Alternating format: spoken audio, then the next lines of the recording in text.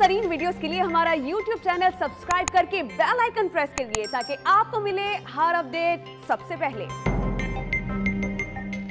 अहम खबर है, कराची में कोरोना वायरस बेकाबू हो गया है। शहर कायद में मुस्बत केसेस की शरह 26.32% तक पहुंच गई है। टास्क फोर्स के इजलास में वजीर आला सिंध मुराद अली शाह ने कोरोना की सूरत हाल को इंतहाई तशवीशनाक करार दिया है। बात करेंगे ब्यूरो चीफ कराची काजी हसन साहब ने हमें ज्वाइन किया।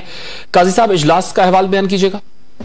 आज बिल्कुल जो शहर और खुसूसन कराची में जो कोरोना के बढ़ते हुए केसेज उसके वजह से आज भी कोरोना टास्क फोर्स का इजलास हुआ वज़ीर आला सिंध की ज़ेरे निगरानी, और उनके इजलास में आगाही दी गई कि कराची में इस वक्त कोरोना मुस्बत केसेज की शरह 26.32% तक पहुंच गई है, जबकि ये शरह जो है 24 जुलाई को 20 थी, 25 जुलाई को 24 थी। तो इसके साथ तस्वीर वज़ीर आज़म ने इज़हार किया कि ये मुसलसल केस बढ़ते आ रहे हैं।